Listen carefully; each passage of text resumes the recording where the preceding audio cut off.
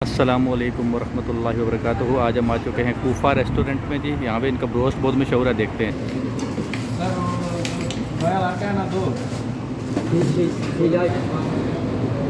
तुकबा में इस टाइम मौजूद है खुबर कूफा पे।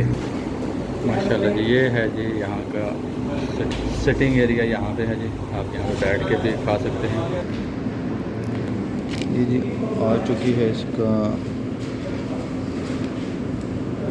61। ये हमारे साथ है जुल्फ़िकार, ये हमारे साथ है अली। बिस्मिल्लाहिर्रहमानिर्रहीम। ये जी आ चुके हैं जो भी मामलात है अभी आपको दिखाते हैं जी। कूफा का जो है ये है ब्रोस्ट, और ये देखें माशाल्लाह स्पाइसी ब्रोस्ट आ चुका है। ये आप चेक कर सकते हैं। ये कूफा का ब्रोस्ट। अली यार बताओ, अली बताओ यार क्या कर रहे हो?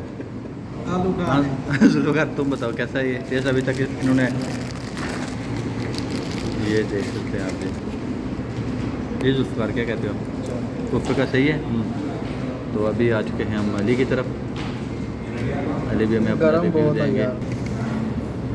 ये अली आ गया मज़ा। इसके साथ ही जी हमारा आज का